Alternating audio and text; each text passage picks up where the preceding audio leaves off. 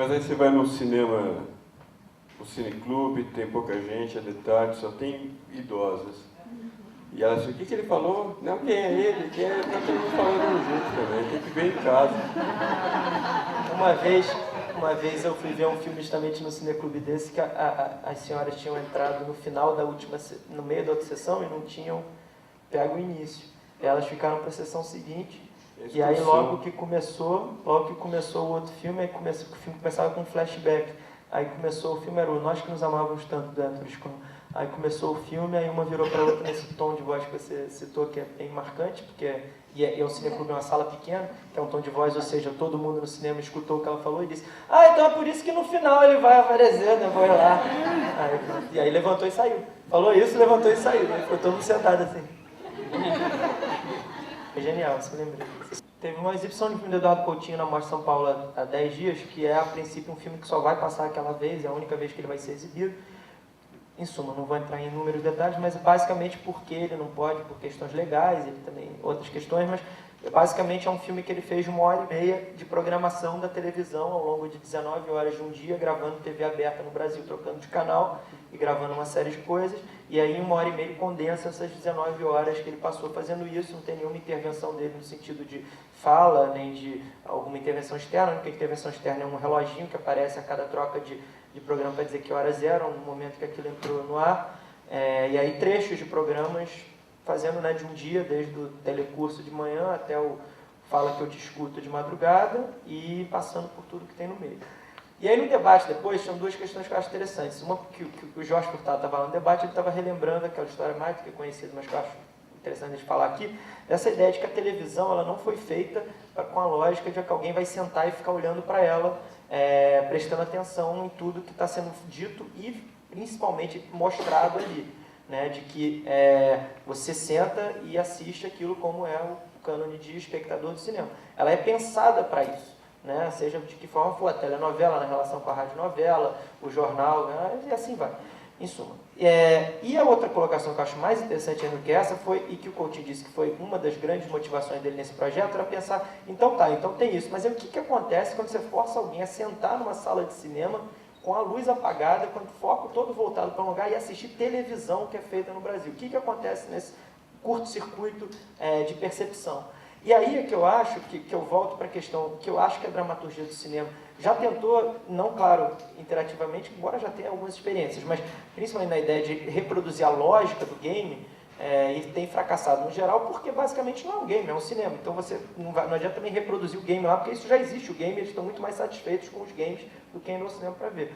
Mas o que eu acho é que eles estão lidando com o fato de que existe sim uma mudança de percepção por parte desse espectador. E que esse espectador não está mais tão disposto àquela forma de dramaturgia, inclusive por causa da interatividade, mas por causa de outras questões também.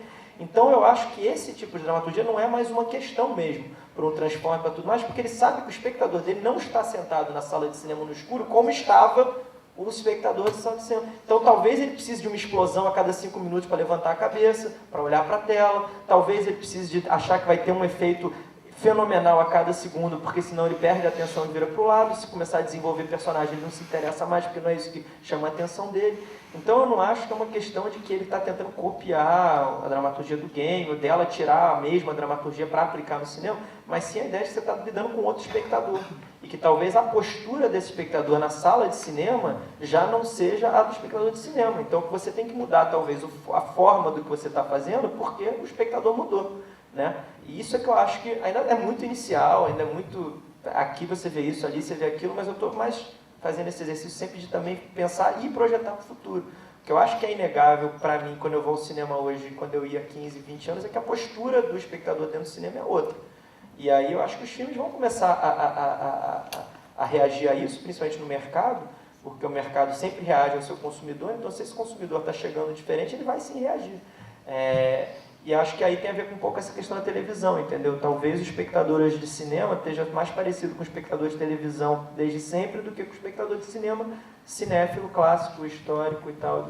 Mas toda essa rarefação de dramaturgia eu identifico também no cinema de autor. O que eu acho que também tem a ver com não, com é o mundo. evidente que tem a ver. Converso com jovens realizadores, né, que nunca leram um livre na vida, que a formação se deu basicamente através de imagem, né? E que a concepção de dramaturgia é completamente diferente.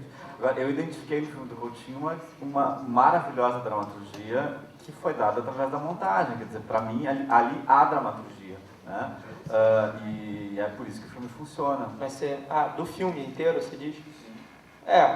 Não, mas eu não digo nem a questão do filme, eu penso mais na lógica de cada um dos enxertos, né? Que eles certamente não têm dramaturgia, né? A coisa que me angustia muito com as novas tecnologias é o fato do suporte hoje ser digital, né? Eu trabalho com produção de filmes, né, de documentários, enfim, então, antes tu registrava depoimentos e todo o teu material bruto, tu tinha aquilo em fita. Hoje tu tem tudo dentro de um HD e a partir do momento que o filme está pronto, aquele resto daquele material vai ser completamente descartado, né? Então, isso acontece também, se tu for pensar, com música que tu baixa, com fotografia digital que tu tira. Se tu não colocar aquilo num suporte físico, aquilo pode ser tão ou mais frágil do que, né, se fosse uma fita, ou enfim. Então, não sei se vocês querem comentar alguma coisa, mas é uma coisa que me angustia muito, assim, não poder, ao mesmo tempo que tem 1000 possibilidades de fazer uma captação digital e de distribuir, exibir, tem essa coisa do perene, né, da fragilidade desse material não permanecer durante tanto tempo como se fosse um filme em película, por exemplo. Aí eu acho que tem dois lados. Um lado que é o produto final, pensar produto final, os filmes e tudo mais. É mais do que concordado pelo mundo inteiro que até hoje não se criou nada que seja mais garantido do que a película originalmente. Nenhuma das mídias digitais, as mídias digitais de fita e tal, tinham vidas úteis previstas menores do que a película e os arquivos digitais muito mais. Porém, eles são muito mais facilmente copiáveis, né? Então, se aquela mídia lá vai acabar mais rápido, por outro lado, as coisas vão se copiando em backups e aí é menos chance da coisa sumir do que tinha ter uma lata do negativo que podia durar 100 anos, mas também se ela caísse no chão e queimasse ou sujasse ou não sei o que, acabou o filme para sempre, porque só estava ali o filme. Então acho que tem essas duas coisas. Eu acho que ela é mais facilmente copiável, então mais difícil, a partir do momento que tem inúmeras cópias de alguma coisa pelo mundo, é mais improvável que essa coisa com um filme suma do que era antes, embora durasse mais. Agora, no material bruto, aí vem uma outra questão que é a seguinte, será que a gente quer guardar isso tudo mesmo? E durante quanto tempo? Para quê? Quanto? Essa é uma das grandes questões do mundo hoje, inclusive da internet, é a questão do armazenamento de material. Em que progressão geométrica se produz material audiovisual no mundo, em que progressão geométrica se consegue armazenar isso e seja para disponibilizar na internet. E aí os teóricos práticos, né, pesquisadores, né, pesquisadores mais apocalípticos dizem que a tendência é um dia a internet do mundo parar, travar inteira, porque é tanta coisa sendo acessada e rodando ao mesmo tempo que os computadores e o processamento de dados não dá conta disso, porque eles não conseguem imaginar, não é que isso vai acontecer amanhã, mas eles não conseguem imaginar onde isso vai parar, porque hoje, a cada minuto, sei lá quantas teras de imagens são uploadados para o YouTube. Entendeu? E aí, onde é que está? Porque isso tudo está fisicamente em algum lugar, e eles vão, né, o YouTube, o Google, cada vez eles vão comprando mais lugar, mais espaço e também comprimindo o que dá para guardar, mas será que essa equação vai sempre fechar? Agora, a outra questão é, será que isso é tão importante assim? Porque é imagem demais também, e aí vem o lado do que, não sei se você chegou a ver o que o Fernando Meirelles circulou há pouco tempo, um manifesto e tal, dizendo justamente que ele achava que as pessoas estavam gravando demais e que isso estava criando uma situação absurda e que ele achava que as pessoas tinham que voltar atrás e que realmente foi incrível, o digital, e pode gravar tudo, mas será que precisa fazer um documentário de 1h30 ter 70 mil horas como o cara chega hoje de imagem? Antes a gente fazia um documentário de 1h30 com 3 horas, tudo bem, não precisa mais ser 3 horas, que bom que não precisa ficar economizando cada lata, mas será que também precisa gastar aí 70 mil? Porque isso aí está lá, ele tem lá uma sala na O2 com 4 salas só de HD, externos, separados, material bruto guardado, e aí onde é que isso vai parar? Então, é uma questão. Agora, será, né? Será que guardar todos os materiais brutos jamais produzidos no mundo é tão importante assim? Eu não sei, porque é isso que eu digo. Quantas milhões de vezes pode ser interessante ver o mesmo show do Paul McCartney? Quer dizer, eu não sei se eu tenho interesse por ver ele por todos os ângulos de todos os celulares e câmeras que vão gravar eles amanhã. Então, se talvez 3/4 desses se perderem, também por mim tudo bem, né? Vai ainda sobrar um quarto de filmagem do show do Paul McCartney. Antes só tinha uma câmera, 16mm gravando, era incrível, né? Agora, sei lá, não sei se no material bruto é tanto um problema. É uma questão, mas não sei se é um problema, sabe?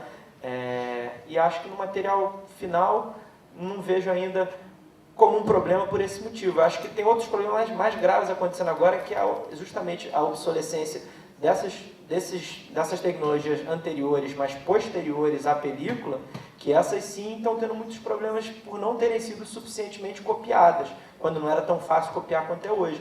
Ou seja, o que eu quero dizer é que, assim, em muitos sentidos, a memória da televisão brasileira dos anos 80 é muito mais cheia de buracos do que do cinema brasileiro dos anos 40, se você for ver numericamente, porque essas fitas estão mofadas, estão acabadas, estão largadas, ninguém copiou e não tem mais como serem acessadas, não tem players, não tem nada e não foi feito o trabalho de preservação que se fez, por exemplo, precário, errado com o cinema brasileiro, mas havia essa preocupação sempre, o negativo, não sei o que, perdeu-se muita coisa ficou, 60 anos.